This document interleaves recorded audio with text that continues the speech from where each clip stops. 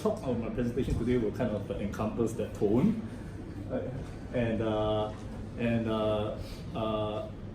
Kavi brought out a lot of interesting examples of anti-memorials, which I really appreciate and I learned a lot and it was really inspiring. And they were designed by really famous architects, one student, Dan. For myself, I'm going to share a lot of work from students that I've taught before. And I won't be sharing about my own work as a designer, but I'm going to share about a particular chain of works that has been happening throughout the past 8 to 9 years as I'm teaching at NUS in the Department of Industrial Design. And these works are all about death. And you might imagine that death and the idea of memorial has very close links. We attribute many objects that's relating to death. For example, a coffin, an urn, a niche in a columbarium, flowers, and we attribute many ideas about remembering towards these objects or these situations or these spaces. So for me, for some really interesting reason, students in the faculty that I teach in who wants to do a project with death will come to look for me.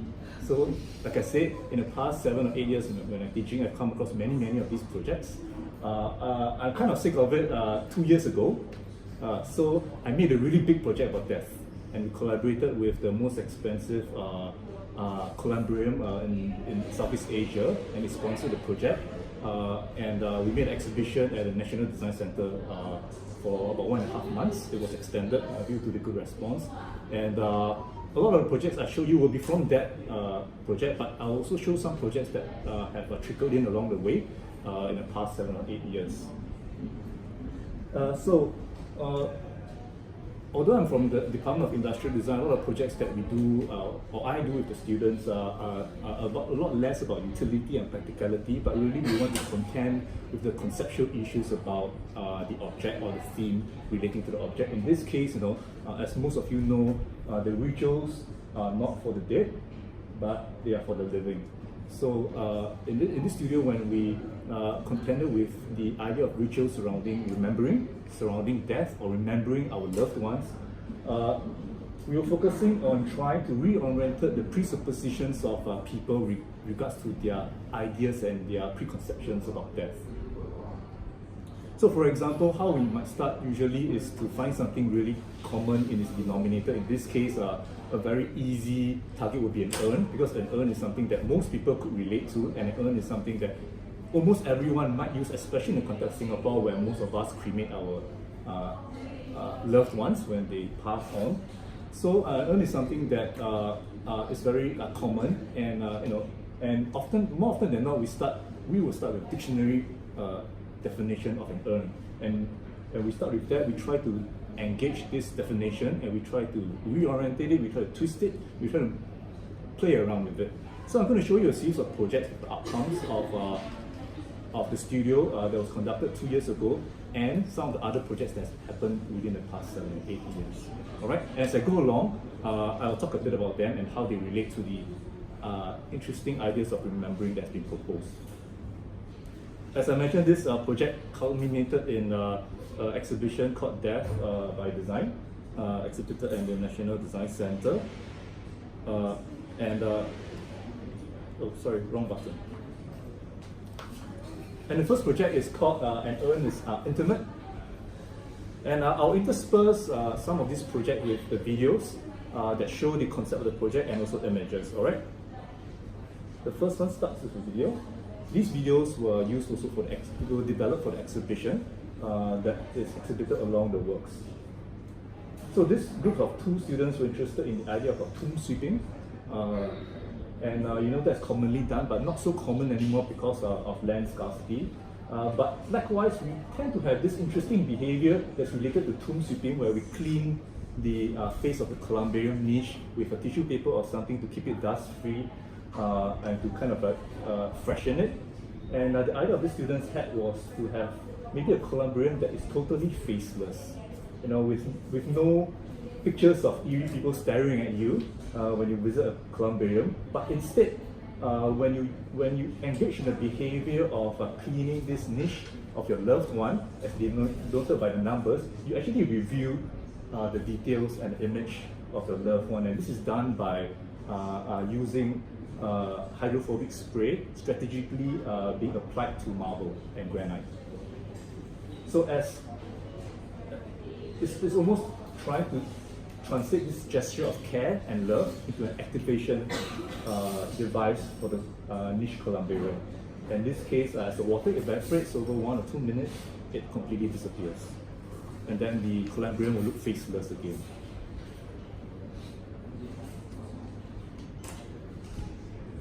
So the next project I'm going to show is called Wo. In Chinese, it means me.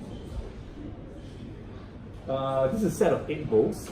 You might be, I don't know, maybe horrified or surprised to know that in bone china, you know, the porcelainware they use in Chinese restaurants most of the time, bone china is made of 50% kettle ash. It is original bone china, and the ash is mixed into the porcelain rock and fired as bone china to give it its translucency. So essentially, you're eating off kettle bones. I mean, of course, you might think that it makes your bak kut teh taste really good, because actually it's the same substrate to some extent.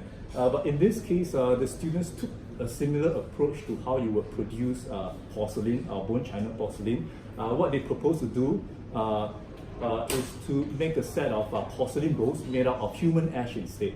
So they calculated the amount of human ash that is that might be derived from an average size of a person, especially in the Asian context. It can be made into 8 bone china bowls. It is mixed with kaolin stone. And in this case, what the students were proposing is that, you know, the idea of maybe this is memorial piece where you often associate with a dead person could be something that you interact with every single day.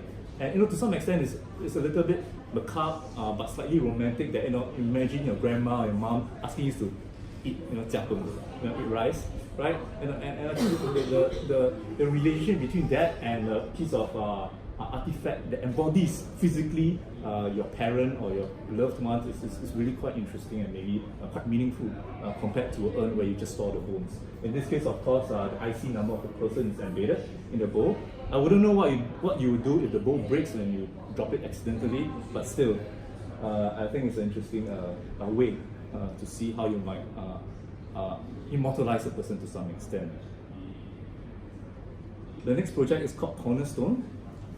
This group of 2 students were interested in the idea of land scattering. In fact, I recently heard just maybe last year that a parcel of land in Singapore is now dedicated to land scattering, which is quite interesting for me. This group of students, when they attempted to do this 2 years ago, they found a lot of issues, both practically but also emotionally, about scattering ash, the ashes of the loved one, just on soil or on grass. So what they did was they found a technique of binding the ashes, pulverized ashes, ash powder, with organic binding elements, such that, you know, when placed in the open environment, due to the rain and the wind, it will slowly just degrade and break down. And in this case, you know how chicken McNuggets has 4 shapes? That makes you think that the shapes are actually all random. Yeah. So what they did here was, I'm not sure whether that was the final inspiration, but I thought it was just interesting. Because my son loves McDonald's. That they developed a range of 4 shapes for these ash pebbles, and it comes in a box. And what you do is, you could bring it around. It's not like ash where it will, stain your fingers with with ash because it's so powdery. But in this case, it's really quite clean, and you can just leave it on landscape. You can build a small memorial land art out of it, and to leave it in maybe places that you have been to with your loved ones and connect with them in a slightly different level when they are deceased. The next project is called Sea Burial Plus.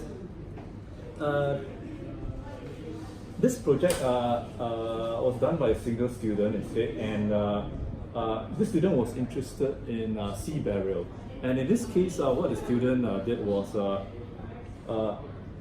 to look at the hydrodynamics of a ship and how the hydrodynamic can be interpreted into the form of an urn, such that when it's placed in water due to the pull of gravity, it actually spins and moves and kind of like becomes a spiral that goes down into the water. So I'm going to show you a video of that. So no matter how the urn is dropped in the water, it will stabilize itself as water goes in from the top and in the bottom. And as water fills up, it gains mass and it will start to spin because of the differential in weight of the surrounding water. And it will kind of tunnel down into the seabed in this case. Of course, this was a test in the swimming pool with no ash inside, so don't worry. And the idea is that a lot of times when we do sea burial, we scatter the bones in the sea. We don't know where our loved one is. You know, unlike Columbrium where there's a sense of place. So what this group of students, what this student was trying to do is to perhaps provide a sense of place and an identifier, a bit it being from a software where your loved one was. And probably your bones will still be there for some time because it takes some time for bones to break down, and probably practically the bones might be swept away or carried around by animals, but at least it provides that touchdown point of the remains of your loved one as it hits the seabed for sea burial. Next project is called Sally. I'll just show it to you. This group of 2 students were interested in how you could redefine the aesthetic of an urn, and most of the time you only remember the person for who he was and what he stood for when you look at a memorial of a person, be it a niche or an urn. But you know, the reality is when you look at an urn, you are looking at just raw bones inside that has been cremated, and those are cremains. So they wanted to expose the cremains that is always held and hidden inside an urn. And the idea was to perhaps design a ritual inspired by the Chinese ritual that I think is related to joss-sticks. The idea is that the family members can gather around a glass panel and they will pick the bones. Actually, after you are cremated, your bones look almost exactly like this. So they kind of like model the real bones. Of course, these are clay prototypes. And the family members could take these bones and kind of like place them on this flat glass panel as a last rite of remembrance and release. And what would happen is then the students would subject the piece of glass with the cremains on top to the process of glass slumping. It's a very common process that produces glass objects. In this case, the glass on top will be melted in the kiln, and then when it is released onto the cremains, it will conform to the shape of the cremains and stick on the border of the glass panel below, and it will create something like this. So to some extent, the shape of the urn, in this case we could still call it an urn, is determined by the shape of the cremains. And of course, it is for all to see. So they were challenging this notion of visibility. And you know, how would you feel if you were to see your loved one like that? But the truth of the matter is this exists in every single urn. The next project is called Unassuming Dignity. These group of students were interested in sea scattering that is done for unclaimed bodies, particularly in Singapore. And they found out that in Singapore, unclaimed bodies are bodies that are left in the mortuary unclaimed. No one comes to collect them, so they didn't have like a proper funeral. And they could be bodies of homeless people or elderly who died in their homes, and no one, they had no loved ones to take after their funeral processions. And in this case, there's agency in Singapore that will cremate these bodies, and they will do sea burial for them and kind of like dump them in the sea. And they were horrified to find out that it was almost like dumping trash into the sea, of course at the designated sea burial area in Singapore. So what they did was to consider the practicalities of this agency and this group of people having no sponsors to design a set of sea burial urns for them.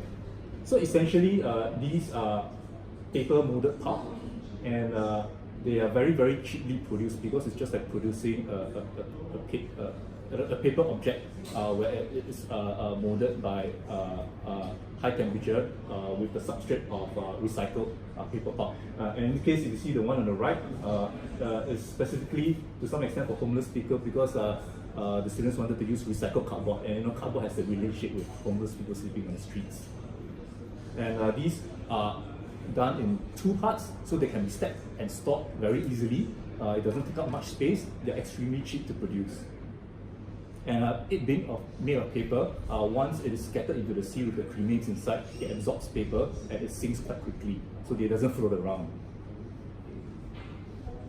The next project is an adherent bond. So these 2 groups of students found an interesting technique that is used by the Aztecs in the past. Aztecs used to use blood as a binder to make bricks, and also blood glues were used in wood binding for plywood actually, not too long ago. So, for a person who dies, blood is actually bio-waste. If you do embalming, they will draw all your blood, if you didn't know. And I see horrified faces, I'm quite sorry. But I'll just move on, okay? You can close your eyes or close your ears. But what they're proposing here is to use the deceased blood, which is a bio-waste, to make it useful. In this case, they use the blood as a binder, following the Aztecs brick building techniques, binding it with sand aggregate and some other chemicals and coagulants. And what they made was an urn made out of the person's blood and aggregate. In this case, you imagine the idea of combining the blood of a person with a person's bones. You essentially have both elements in object that represents the person, or the object that serves as a memorial for the person.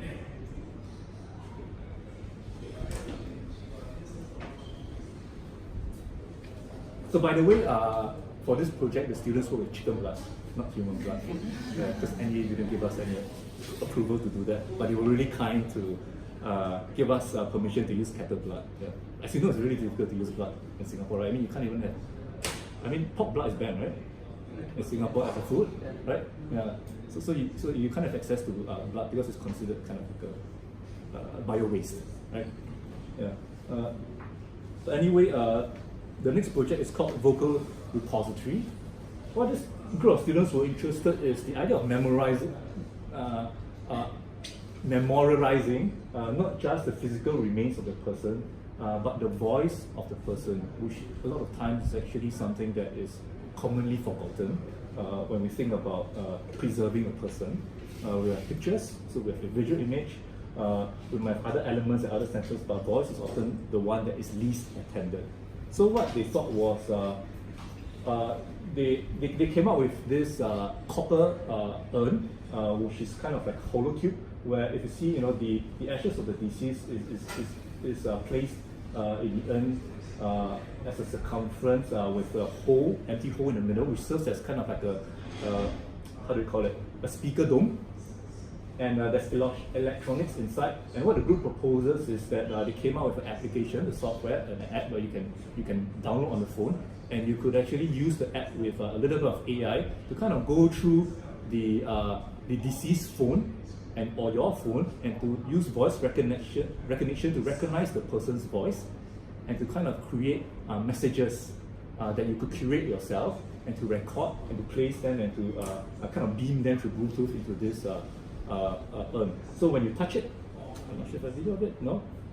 When you touch it, because it's made of copper and the electronics are connected with capacitive touch, so as you touch the whole surface, the urn will speak to you, right? According to the digital voices that you have recorded.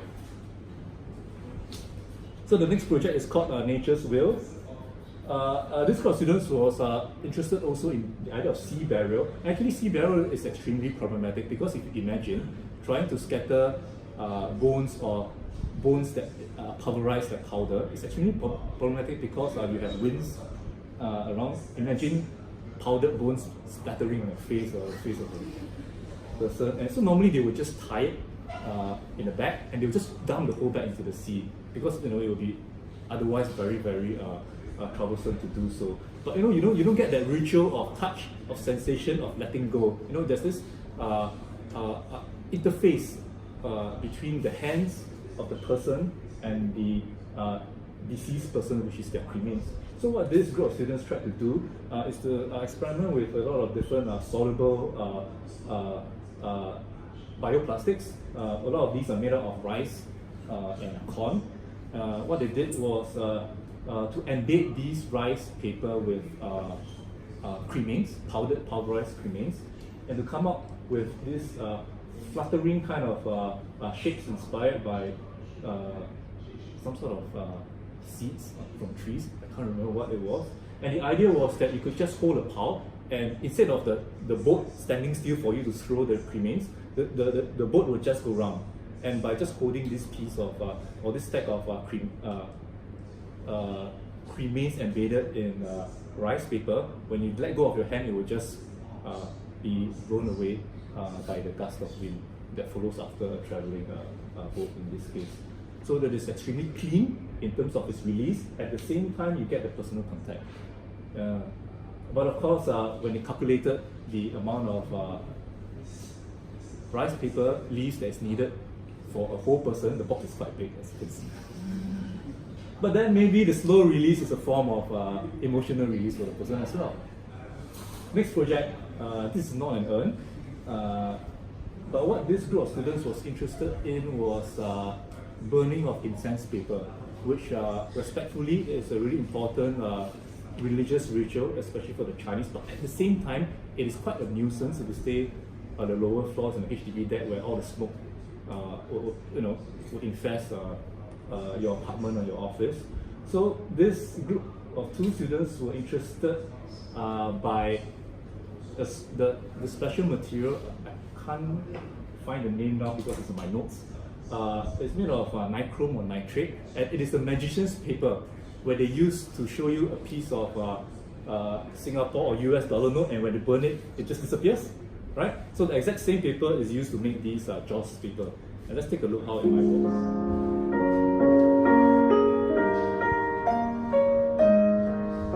So this is a comparison of the existing experience. Đầu tiên là ngày càng của tôi theo cái tổng cán kể qua của ai đâu thì cái của tôi là khi em cùng với trong nhắm là cái của tôi.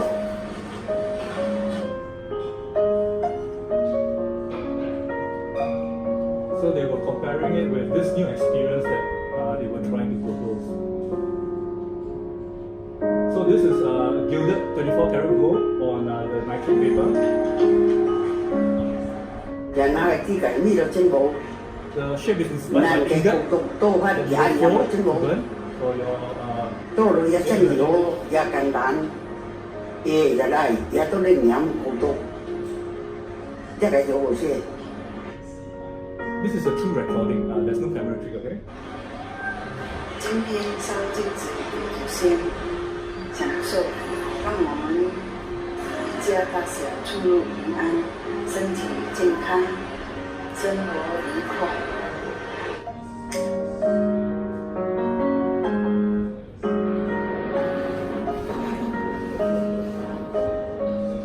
So the paper burns so fast because of the metal inside that it will totally combust before it even hits the floor. So the idea is that it has no waste, and the byproduct is just carbon dioxide and a bit of water. So it's perfectly clean, but of course it's a little bit expensive. Quite a little bit expensive. But I wouldn't imagine you burning a whole bag of these. It's good at 24 karat gold after all. Maybe one is representative because it's made to look so precious. Yeah, I wonder how much that costs in I don't know, heaven or hell, whatever they send it, wherever they send it to. So that was the last project I was going to show. The next segment I'm going to talk about is we're going to be really quick. So when Nanchen sent me the brief, being a designer is an occupational hazard. Immediately ideas start coming, we start making connections, and when he told me about sharing this on the way home I was taking down notes. So what I did this morning was to kind of like just to lift off all the notes that I wrote down in my notebook and to kind of paste them in individual slides, and to maybe talk a little bit about my personal, I wouldn't say take on a memorial, but how might I approach this project. So this is extremely personal, okay? And I hope you take it with a pinch of salt. And a lot of these personal points that I'm going to make relates to my profession also as an educator. So there's going to be a fair bit of cognitive psychology there, something that I've been interested in because I have also two boys and they're quite young, just went primary school next year. So I've been reading up on studies of the science of learning. Okay, so how to teach them the best method to learn spelling, for example. You know, because it's about remembering, right? So to some extent, it's remembering at its essence and what happens in your brain when you remember. So I'm going to talk a bit about that. I will add some personal views as well. So I will also start, and this is how I like to start, the definition of memorial. This is something I like to do with my students as well when we start a project. We attack the most common denominator from a dictionary definition. In this case, a memorial, according to a dictionary definition, is a statute or structure established to remind people of a personal event, right? Imagine if this was a brief, I think it would be quite interesting as well. Nothing else, just this definition. But for me, I think the key word here is to remind, because that's the function and utility of memorial, to remind people of a person or an event. So to remind is to bring to mind, is to remember, right? So for me, I tried to attack this concept of the idea of remembering, and through my personal experiences and through my personal interests, what ideas of remembering could I be interested in? So for me, there's a big relationship between remembering and the idea of retrieval when you talk about neuroscience and cognitive psychology. And it's interesting because since about 50 years ago, there's a lot of empirical studies that show that one of the best form of studying, or to remember what you studied, right, is not to relook at the material again and again and again. It is the worst kind of studying. If you have been doing that with me before I found out about this,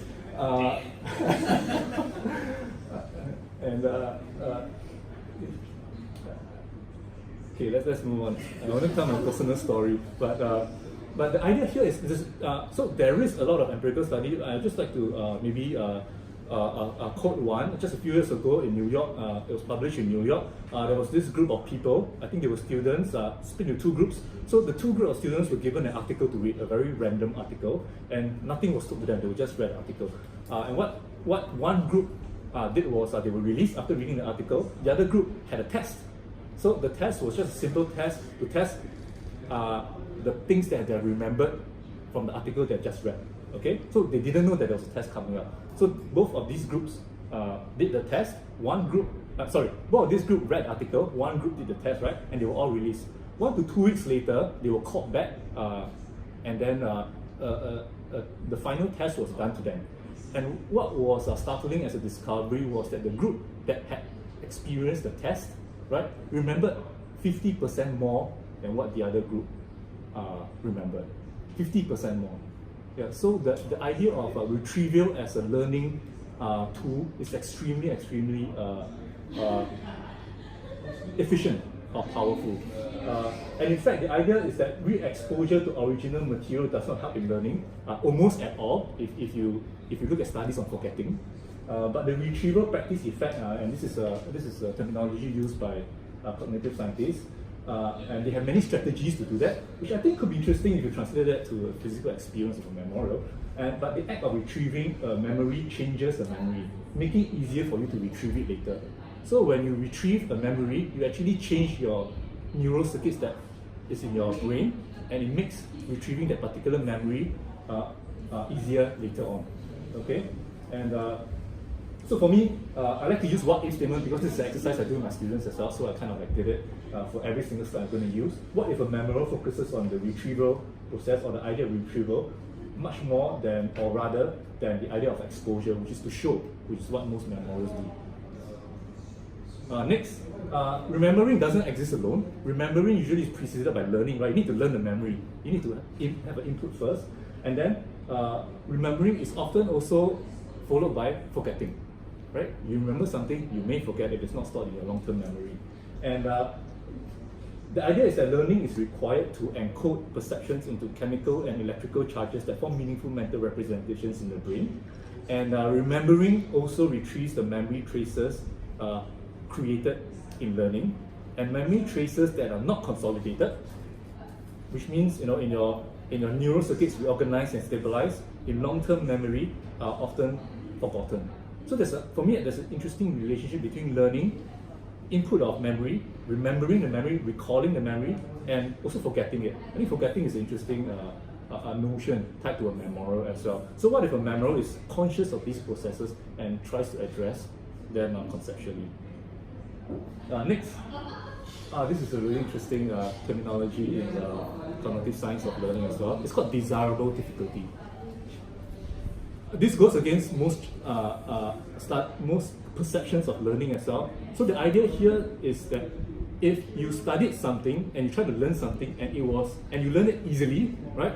Normally it doesn't go to your long-term memory. It will only stay in your short-term memory, or it doesn't go as much to your long-term memory. So there are many studies done where it was made difficult for children or students in their teens to learn something compared to another group which was really easy. So what happened is the group that learned the content easily did very, very well in the test that preceded the learning. Meaning, they gave them a test immediately after what they had to learn. They did really, really well. And the group where learning was difficult, they did quite badly for the immediate test. But about 2 weeks to 1 month later, if they were to administer the same test, the group that experienced difficulty in learning did much, much better than the group that learned easily. It's quite interesting because it's beyond normal perception.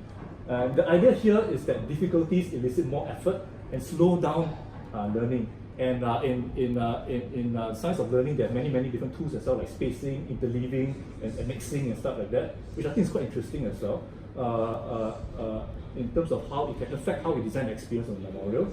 But these difficulties more than compensates for their inconvenience by making learning stronger, more precise, and more importantly, a lot more enduring and endearing. Right? So, this has really changed how I teach my son who's in primary 1 now. I make learning really difficult for him. And so for me, what if a memorial is memorably difficult, right? Next, I think the idea of, and this is a short one, the idea of remembering is quite interesting, but what if you rephrase it and you term it as unforgetting? And there is a difference, because remembering is the idea that you retrieve a memory from your brain or your mind. But the idea of to unforget is to cease to fail to remember, right? So I think if a memorial is constructed to not just exist or assist the person or visitor to remember, but to unforget, I think it also creates an interesting conundrum there. Next, memory and smell. I think this is a more obvious one. Many of you might know that memory and smell has a big relationship in terms of how smell, our olfactory senses connected to our brain. And in fact, the sense of smell is the closest of our senses connected to memory. And this is to some extent validated by neuroscience.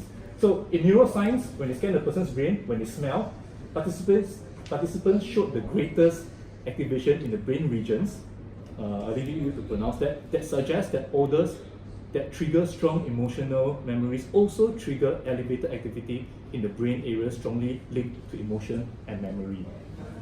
And in fact, just in recent years, the loss of ability to smell has been is becoming kind of like a early symptom detector for Alzheimer's disease. And so for me, what if a memorial is a trademark scent, for example? What if a memorial was more of a smell than a physical construct? Somatic means physical, physiological, your body, things that's got to do your body. So our body has a memory as well. It's been documented to some extent, although we know that our body kinds of remember. For example, this is very relevant in trauma especially in our research in medical sciences, because as you know, some people who has experienced trauma, when the memories re-emerge, they feel physical pain, right? Of course, if your heart was broken and then you remember the Valentine's Day 10 years ago or 5 years ago, you might feel physical pain again, I'm not sure. But at least to some trauma patients, this is really a huge issue for them. And but of course, we know that through literature, it overwhelmingly states that the memory doesn't exist in our body, right, somatically, right, but it's in the nervous system, but which connects to our body. But these nerves are specifically in the brain, not in our tissues. But there is an interesting relationship between how these nerves communicate with our muscles. We have heard of muscle memory as well, right? With our muscles, with our body, and how those things connect to our brain and how it affects our memory as well, in very unexpected ways. So what if a memorial negotiates memories by negotiating physiological experiences and taking this somatic memory into account? Next. I guess everything can be a memorial, right? I mean, if a memorial is a construct that reminds, and anything reminds you of something, isn't it? Some things remind you to use it, something reminds you how to use it. When you look at a phone, you remember how to use it. If you have no memory when you look at something, you cannot interact with it, right? At the very essence of how we define interactions. So the idea is that if a memory is a construct that just reminds, a representation that helps us retrieve a memory, right, or information stored in our brain, actually anything or everything can be a memorial. So what if a memorial is embedded in everything? What if a memorial is a non-object or a non-construct? What if a memorial is a situation, a gesture? So everything, to some extent, is a memorial. If you push the limits of the definition of a memorial. In fact, it's very easily demonstrated, because if you show, for example, my phone to some tribe in Africa, they will have no memory of, or the perception that is linked to our memory of how to use this phone and what it is for, right? Next, memorial memory. Linking to the previous idea, an artificial construct, therefore, perhaps has really no memory at all. Because if you follow the idea of contemporary art, and also, in fact, the famous educationist John Dewey has written about this before, humans make sense of representations when they experience it through their perceptions and memories. So if the memories can only exist in humans, how can a memorial have memories? I think there's an interesting dichotomy there. So what if the memory is an experience? It only exists in the mind of the person and not with any physical construct. What if a memorial only exists in the visitor's minds? Next, this is a really quick one. Personal vendetta.